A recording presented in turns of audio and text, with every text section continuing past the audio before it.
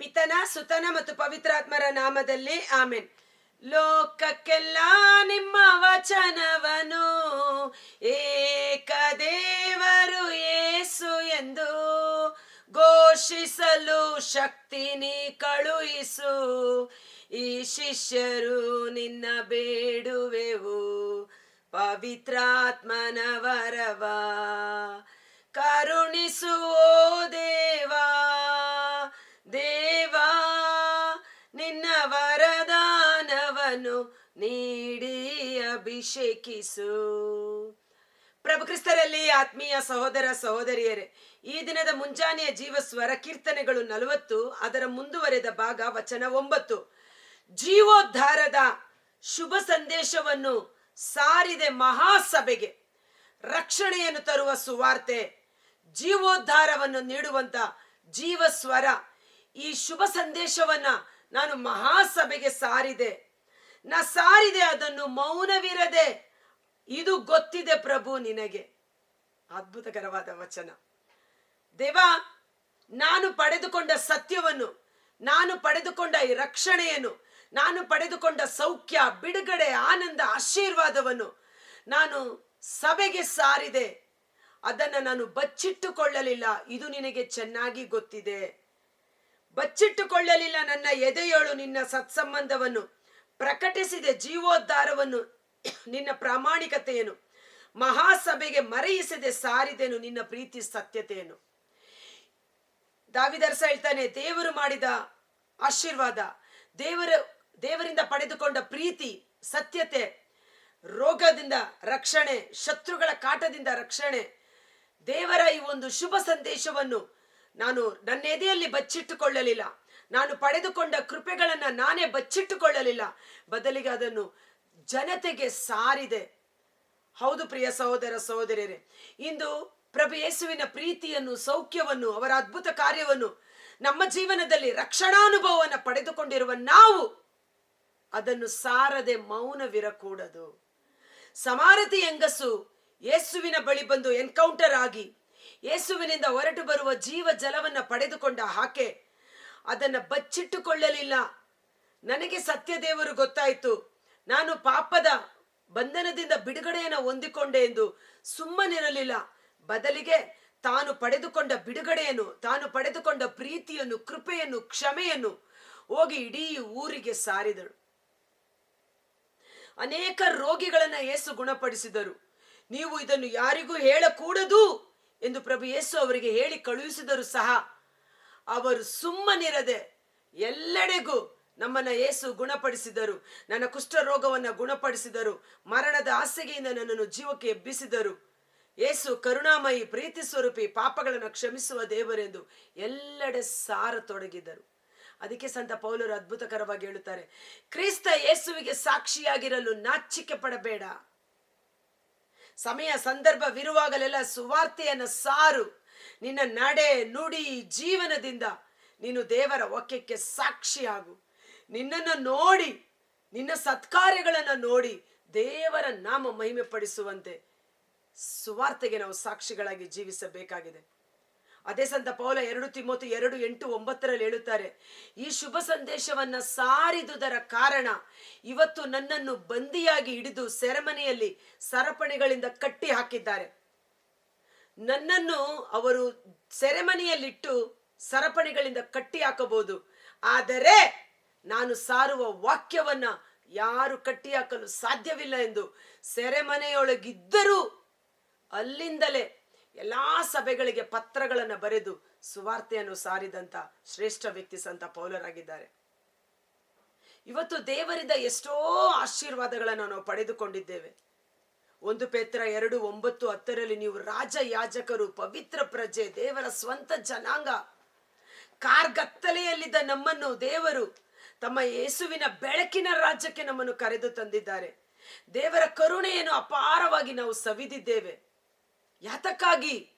ದೇವರು ನಮ್ಮ ಜೀವನದಲ್ಲಿ ಮಾಡಿದ ಮಹತ್ ಕಾರ್ಯಗಳನ್ನು ಈ ಲೋಕಕ್ಕೆ ಸಾಕ್ಷೀಕರಿಸುವುದಕ್ಕಾಗಿ, ಶುಭ ಸಂದೇಶವನ್ನು ಸಾರುವುದಕ್ಕಾಗಿ ನಾವು ಕರೆಯಲ್ಪಟ್ಟಿದ್ದೇವೆ. ಸಂತ ಪೌಲ ಹೇಳುತ್ತಾರೆ, ಶುಭ ಸಂದೇಶವನ್ನು ನಾನು ಸಾರಲೇಬೇಕು, ಸಾರದಿದ್ದರೆ ಅಯ್ಯೋ ನನಗೆ ಧಿಕ್ಕಾರ. ಸಾರಲೇಬೇಕೆಂಬ ಕರ್ತವ್ಯಕ್ಕೆ ನಾನು ಬದ್ಧನಾಗಿದ್ದೇನೆ ಎಂಬುದಾಗಿ. ಇವತ್ತು ಕ್ರೈಸ್ತ ವಿಶ್ವಾಸದಲ್ಲಿ ಜೀವಿಸುತ್ತಿರುವ ಪ್ರತಿಯೊಬ್ಬರ ಹಕ್ಕು, ಪ್ರತಿಯೊಬ್ಬರು ಮಾಡಬೇಕಾದ ನಮ್ಮ ಕರ್ತವ್ಯ, ಶುಭ ಸಂದೇಶವನ್ನ ಸಾರಲೇಬೇಕಾಗಿದೆ. ಅಗಲಿಸಬೇಡ ಪ್ರಭು ನಿನ್ನ ಕೃಪೆಯನ್ನು ನನ್ನಿಂದ, ನಿನ್ನ ಪ್ರೀತಿ ಸತ್ಯತೆ ಕಾದಿರಿಸಲಿ ನನ್ನನ್ನು ಸತತ. ಲೆಕ್ಕವಿಲ್ಲದ ಆಪತ್ತುಗಳು ನನ್ನನ್ನು ಸುತ್ತಿಕೊಂಡಿವೆ, ದಿಕ್ಕು ತೋಚದಂತೆ ನನ್ನ ಪಾಪಗಳು ನನಗಂಟಿಕೊಂಡಿವೆ. ಸಿಲುಕವು ಎಣಿಕೆಗೆ ತಲೆಗೂದಲಂತೆ ನಾನೆದೆಗುಂದಿರುವೆ. ಅಲ್ಲಿ ದಾವಿದರ್ಸ್ ಹೇಳ್ತಾನೆ, ನಿನ್ನನ್ನು ನಾನು ಸಾರಿದ್ದೇನೆ, ನಿನ್ನ ನಾಮವನ್ನ ಮಹಿಮೆ ಪಡಿಸಿದ್ದೇನೆ. ಆದರೆ ಈಗ ನನ್ನ ತಲೆಗೂದಲನಾದರೂ ಎಣಿಸಬಹುದು, ಆದರೆ ತಲೆಗೂದಲು ಹೇಗೆ ಎಣಿಸಲು ಸಾಧ್ಯವಿಲ್ಲವೋ ಅಷ್ಟು ನನ್ನ ಶತ್ರುಗಳು ಹೆಚ್ಚಾಗಿದ್ದಾರೆ. ಅದಕ್ಕೆ ಪ್ರಭೇಸು ನುಡಿದರು, ಶರೀರವನ್ನು ಕೊಂದು ಹಾಕುವವರಿಗೆ ಭಯಪಡಬೇಡಿ, ಅವರಿಂದ ನಿಮ್ಮ ಆತ್ಮವನ್ನೇನು ಮಾಡಲು ಸಾಧ್ಯವಿಲ್ಲ. ಆದರೆ ನಿಮ್ಮ ದೇಹಾತ್ಮಗಳ ಮೇಲೆ ಅಧಿಕಾರವುಳ್ಳ ದೇವರಿಗೆ ಭಯಪಡಿ. ನಿಮ್ಮ ತಲೆಗೂದಲೆಲ್ಲವೂ ಎಣಿಕೆ ಮಾಡಲ್ಪಟ್ಟಿದೆ. ದೇವರ ಅನುಮತಿ ಇಲ್ಲದೆ ಒಂದು ಕೂದಲು ಸಹ ನೆಲಕ್ಕೆ ಉದುರುವುದಿಲ್ಲ. ಕಾಸಿಗೆ 2 ಗುಬ್ಬಚ್ಚಿ ಮಾರುತ್ತಾರಲ್ಲವೇ, ಆ ಗುಬ್ಬಚ್ಚಿಗಳು ಸಹ ದೇವರ ಅನುಮತಿ ಇಲ್ಲದೆ ನೆಲಕ್ಕೆ ಬೀಳುವುದಿಲ್ಲ. ಆ ಗುಬ್ಬಚ್ಚಿಗಳಿಗಿಂತ ನೀವೆಷ್ಟೋ ಮೌಲ್ಯವುಳ್ಳವರು, ದೇವರಿಗೆ ಬಹಳ ಬೆಲೆಯುಳ್ಳವರು. ಟೈಪ್ ಮಾಡೋಣ, ನಾನು ಯೇಸುವಿಗೆ ಬಹಳ ಅಮೂಲ್ಯನು, ಗಣ್ಯನು, ಮಾನ್ಯನು, ಪ್ರಿಯನು, ಅತಿ ಪ್ರಿಯನು. ಆಮೆನ್. ನಾನು ಯೇಸುವಿಗೆ ಬೇಕು ಎಂಬುದಾಗಿ. ನನ್ನ ಕೊಲೆಗೆ ಎಂದು ಯತ್ನಿಸುವವರು ನಾಚಿ ಗಲಿಬಿಲಿಗೊಳ್ಳಲಿ, ನನ್ನ ಅಳಿವನ್ನು ಕೋರುವಂತವರು ಲಜ್ಜೆಯಿಂದ ಹಿಂದಿರುಗಲಿ. ಅಹಹಾ ಎಂದು ಹಾಸ್ಯ ಮಾಡುವವರು ಅಕಟಕಟವೆನ್ನಲಿ ಹೇಸಿಗೆಯಿಂದ ನರರು. ನಿನ್ನನ್ನು ಅರಸುವವರೆಲ್ಲರೂ ಹರ್ಷಾನಂದಗೊಳ್ಳಲಿ, ನಿನ್ನ ರಕ್ಷಣಾ ಪ್ರಿಯರು ಸತತ ಪ್ರಭು ಪರಾಕ್ರಮಿ ಎನ್ನಲಿ. ಶತ್ರುಗಳು, ನನ್ನನ್ನು ಕೊಲೆ ಮಾಡಲು ಬರುವ ಶತ್ರುಗಳು ನಾಚಿಕೆಯಿಂದ ಹಿಂದಿರುಗಿ ಹೋಗಲಿ. ಅವರ ಯೋಜನೆಗಳು ಕೈಗೂಡದೆ ಅವಮಾನದಿಂದ ಅವರು ಕುಗ್ಗಿ ಹೋಗಲಿ. ಆದರೆ ಸರ್ವೇಶ್ವರನನ್ನು ಆಶ್ರಯಿಸಿಕೊಳ್ಳುವವರು ಸತತವಾಗಿ ಹೇಳಲಿ, ಪ್ರಭು ಪರಾಕ್ರಮಶಾಲಿ, ನನ್ನ ಯೇಸು ನನ್ನ ರಕ್ಷಕ ಪರಾಕ್ರಮಶಾಲಿ. ಸತತವಾಗಿ ಹೇಳಲಿ, ಆಮೇನ್ ಎಂದು ಹೇಳಲಿ. ಹೌದಲ್ವಾ? ಹಿಂದಕ್ಕೆ ತಿರುಗಿ ನೋಡಿದರೆ ಎಷ್ಟೋ ರೋಗಗಳು, ಎಷ್ಟೋ ಕಷ್ಟಗಳು, ಸಂಕಟಗಳು, ಶತ್ರುಗಳ ಕಾಟ, ನಾವು ಬದುಕಲು ಅವಕಾಶವೇ ಇಲ್ಲದಂತ ಸಮಯ. ಸಂತ ಪೌಲ ಅದ್ಭುತಕರವಾಗಿ ಹೇಳುತ್ತಾರೆ. ಅದೊಂದು ವಾಕ್ಯ ಓದ್ತೀನಿ. 2 ಕೊರಿಂಥ, ಪವಿತ್ರಾತ್ಮರಿ ಸಮಯದಲ್ಲಿ ಪ್ರೇರೇಪಣೆ ಮಾಡಿದಂಥ ವಚನಗಳ ರಿವೀಲ್ಡ್ ವರ್ಡ್. ಆ ವಾಕ್ಯ ನಮ್ಮಲ್ಲಿ ಕಾರ್ಯ ಮಾಡಲು ಹೆಚ್ಚು ಶಕ್ತಿಯುತವಾಗಿದೆ. 2 ಕೊರಿಂಥ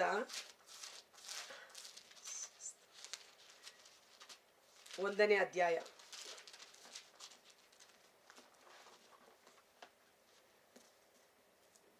ಸಹೋದರರೇ, 8ನೇ ವಚನ. ಸಹೋದರರೇ, ಏಷ್ಯಾ ಪ್ರಾಂತ್ಯದಲ್ಲಿ ನಮಗೊದಗಿದ ಹಿಂಸೆ ಬಾಧೆಗಳು ನಿಮಗೆ ತಿಳಿದಿದೆಯಷ್ಟೇ. ಅಲ್ಲಿ ಸಹಿಸಲು ಅಸಾಧ್ಯವಾದಷ್ಟು ಸಂಕಟವನ್ನು ಅನುಭವಿಸಬೇಕಾಯ್ತು. ನಾವು ಬದುಕುವ ಆಸೆಯನ್ನೇ ಬಿಡಬೇಕಾಯ್ತು. ನಮ್ಮ ಜೀವನದಲ್ಲಿ ಅಷ್ಟೇ ಅಲ್ವಾ? ಹಿಂದಕ್ಕೆ ತಿರುಗಿ ನೋಡಿದರೆ ಅಲೆಗಳು, ಬಿರುಗಾಳಿಗಳು, ಶತ್ರುಗಳ ಬಿರುಸು ಬಾಣಗಳು, ಈಟಿಯಂತೆ ಚುಚ್ಚುವ ಮಾತುಗಳು, ನಾವೆಂದೋ ನಾಶವಾಗಿ ಹೋಗಬೇಕಾಗಿತ್ತು. ನಾವು ಬದುಕುವ ಆಶೆಯನ್ನೇ ಬಿಡಬೇಕಾಯಿತು. ನಿಜವಾಗಿಯೂ ನಮಗೆ ಮರಣ ದಂಡನೆ ವಿಧಿಸಲಾಗಿದೆ ಎಂದು ಭಾವಿಸಿದೆವು. ಇದರಿಂದ ನಾವು ನಮ್ಮ ಸ್ವಂತ ಶಕ್ತಿಯನ್ನು ನಂಬಿಕೊಳ್ಳದೆ ಸತ್ತವರನ್ನು ಪುನರುತ್ಥಾನಗೊಳಿಸುವ ದೇವರಲ್ಲಿ ಭರವಸೆ ಇಡುವಂತಾಯಿತು. ಇನ್ನೇನು ನಮಗೆ ಬೇರೆ ದಾರಿನೇ ಇಲ್ಲ. ಎಲ್ಲಾ ದಾರಿಗಳು ಮುಚ್ಚಲ್ಪಟ್ಟರು ಸಹ ಯೇಸುವನ್ನು ನಂಬುವವರಿಗೆ ದೇವರು ಹೊಸ ಬಾಗಿಲನ್ನು ತೆಗೆಯುತ್ತಾರೆ. ಸಮುದ್ರದಲ್ಲಿ ಪ್ರಯಾಣ ಮಾಡಲು ಬಂದ ಈಜಿಪ್ಟಿನವರಿಗೆ ಗೊತ್ತಿರಲಿಲ್ಲ ಸಮುದ್ರದ ಕೆಳಗಡೆ ಒಂದು ರಹಸ್ಯವಾದ ಮಾರ್ಗವಿದೆ ಎಂದು. ಆದರೆ ದೇವರು ಮುಂಚಿತವಾಗಿಯೇ ತನ್ನ ಜನರನ್ನು ಕಾಪಾಡುವುದಕ್ಕಾಗಿ ರಹಸ್ಯ ಮಾರ್ಗವನ್ನು ತೆರೆದಿಟ್ಟಿದ್ದರು.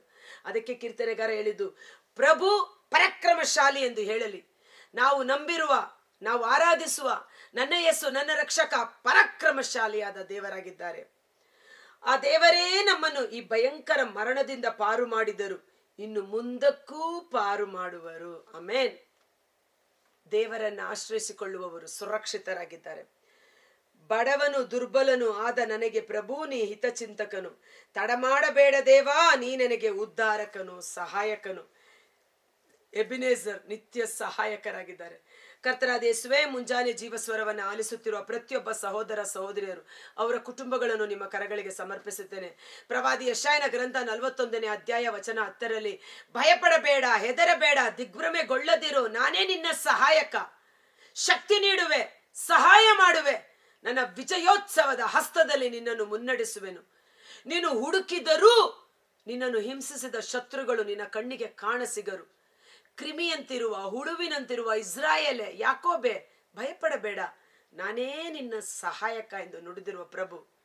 ಆತನನ್ನು ಆಶ್ರಯಿಸಿಕೊಂಡವರು ಸತತವಾಗಿ ನುಡಿಯಲಿ, ನನ್ನ ಯೇಸು ನನ್ನ ರಕ್ಷಕ, ಪರಾಕ್ರಮಶಾಲಿಯಾದ ದೇವರು ನನ್ನೊಟ್ಟಿಗೆ ಇದ್ದಾರೆ ಎಂಬುದಾಗಿ. ಸುವಾರ್ತೆಯನ್ನು ಸಾರದಿದ್ದರೆ ಅಯ್ಯೋ ನನಗೆ ಧಿಕ್ಕಾರ ಎಂದು ಸಂತ ಪೌಲರು ನುಡಿದಂತೆ, ಇವತ್ತು ದೇವರ ಪ್ರೀತಿಯನ್ನ, ಕೃಪೆಯನ್ನ, ಸೌಖ್ಯವನ್ನ, ಜೀವವನ್ನ, ಆಶೀರ್ವಾದವನ್ನ, ದೇವರ ಕರುಣೆಯನ್ನ ಯಥೇಚ್ಛವಾಗಿ ಅನುಭವಿಸಿರುವ ನಾವು ಅದನ್ನ ಪರರಿಗೆ ಸಾರುವ ಹಂಗಿನಲ್ಲಿದ್ದೇವೆ. 7 ದುರಾತ್ಮ ಪೀಡಿತಳಾಗಿದ್ದ ಮಗ್ದಲೇನ್ ಮರಿಯಮ್ಮ, ಆ ದುರಾತ್ಮ ಪೀಡಿತಳು ಬಿಡುಗಡೆಯಾದಾಗ ಯೇಸುವಿನ ಸೇವೆಯನ್ನು ಮಾಡುತ್ತಾ ಊರೂರು ಸುವಾರ್ತೆಯನ್ನು ಸಾರುತ್ತಾ ದೇವರ ನಾಮವನ್ನ ಮಹಿಮೆ ಪಡಿಸಿದಳು. ಕುಷ್ಠರೋಗಿಗಳು ಸೌಖ್ಯವನ್ನು ಪಡೆದುಕೊಂಡಾಗ ಊರಿಗೆ ಹೋಗಿ ಯೇಸುವಿನ ಮಹಿಮೆಯನ್ನು ಸಾರಿದರು. ನಾವು ಸಹ ಯೇಸುವಿಗೆ ಮಾತು ಕೊಡೋಣ. ಯೇಸುವೆ, ರಾಜನು ಮಾಡಿದ ಸತ್ಕಾರ್ಯಗಳನ್ನ ಬೇಕಾದರೆ ಗುಟ್ಟಾಗಿ ಬಚ್ಚಿಟ್ಟುಕೋ, ಆದರೆ ದೇವರು ಮಾಡಿದ ಮಹಿಮೆಯ ಕಾರ್ಯಗಳನ್ನ, ಅದ್ಭುತ ಕಾರ್ಯಗಳನ್ನ, ರೋಗ ಸೌಖ್ಯವನ್ನ ಸಭೆಯ ಮುಂದೆ ಬಹಿರಂಗವಾಗಿ ಸಾರುವಂತೆ, ಧೈರ್ಯದಿಂದಲೂ ಸ್ಥೈರ್ಯದಿಂದಲೂ ಸುವಾರ್ತೆಗೆ ಸಾಕ್ಷಿಗಳಾಗುವಂತೆ ಪರಿಶುದ್ಧಾತ್ಮರ ಅಭಿಷೇಕ ನಮ್ಮಲ್ಲಿ ಕಾರ್ಯ ಮಾಡಲಿ. ಪಂಚಾಶತಮದ ಅಭಿಷೇಕ ನಮ್ಮೊಬ್ಬೊಬ್ಬರ ಮೇಲೆ ಸುರಿಸಲ್ಪಡಲಿ. ಜುದೇಯದಲ್ಲೂ ಜೆರುಸಲೇಮಿನಲ್ಲೂ ಲೋಕದ ಕಟ್ಟ ಕಡೆಯವರೆಗೂ ಯೇಸುವಿಗೆ ನೈಜ ಸಾಕ್ಷಿಗಳಾಗಿ ಜೀವಿಸುವಂತ ಅಭಿಷೇಕಿಸಿರಿ. ಯೆಶಾಯ 8:18ರಂತೆ, ನಾನು ಮತ್ತು ದೇವರು ನನಗೆ ಕೊಟ್ಟ ಕುಟುಂಬ, ನನ್ನ ಮಕ್ಕಳು ಈ ಲೋಕದಲ್ಲಿ ಪ್ರಭು ಯೇಸುವಿನ ಸುವಾರ್ತೆಗೆ ಮಹಿಮೆಯ ಗುರುತುಗಳಾಗಿ, ಸಾಕ್ಷಿಗಳಾಗಿ ಜೀವಿಸುವ ಪವಿತ್ರಾತ್ಮರ ಶಕ್ತಿ ನಮ್ಮೊಬ್ಬೊಬ್ಬರಲ್ಲಿ ಕಾರ್ಯ ಮಾಡುವಂತೆ ಯೇಸುವಿನ ಅದ್ಭುತಕರವಾದ ನಾಮದಲ್ಲಿ ಪ್ರಾರ್ಥಿಸಿ ಬೇಡಿ ಹೊಂದಿಕೊಳ್ಳುತ್ತೇವೆ. ಆಮೆನ್. God bless you. ದೇವರು ನಿಮ್ಮನ್ನು ಆಶೀರ್ವದಿಸಲಿ. 10 ಕುಷ್ಠರೋಗಿಗಳಲ್ಲಿ ಸೌಖ್ಯ ಪಡೆದುಕೊಂಡ 10 ಕುಷ್ಠರೋಗಿಗಳು, ಆದರೆ ಹಿಂದಿರುಗಿ ಬಂದು ದೇವರಿಗೆ ಕೃತಜ್ಞತೆಯನ್ನು ಸಲ್ಲಿಸಿ ಅದನ್ನು ಊರಿಗೆ ಹೋಗಿ ಸಾರಿದು ಒಬ್ಬ ಕುಷ್ಠರೋಗಿ. ಆ ಕುಷ್ಠರೋಗಿ ನಾವಾಗಿ ಮಾರ್ಪಾಡೋಗೋಣ. ದೇವರು ಮಾಡಿದ ಉಪಕಾರಗಳನ್ನ ಎಂದಿಗೂ ಮರೆಯದಿರಿ. ಅದನ್ನ ಬಹಿರಂಗವಾಗಿ ಅರಿಕೆ ಮಾಡಿರಿ, ಸಾರಿರಿ. ಸಾರುವವನಿಗೆ ಇನ್ನು ಹೆಚ್ಚಾದ ಅಭಿಷೇಕವನ್ನ ನೀಡಲಾಗುತ್ತದೆ. ಈ ವಿಡಿಯೋ ಲಿಂಕ್ ಅನ್ನ ಪರರಿಗೆ ಶೇರ್ ಮಾಡಿ, ಅದರ ಮೂಲಕ ಸುವಾರ್ತೆಯನ್ನ ಸಾರುವ ಈ ಕಾರ್ಯಕ್ರಮದಲ್ಲಿ ನನ್ನೊಟ್ಟಿಗೆ ಕೈ ಜೋಡಿಸಿ ದೇವರ ಆಶೀರ್ವಾದವನ್ನ ಹೊಂದಿಕೊಳ್ಳಿರಿ. Thank you.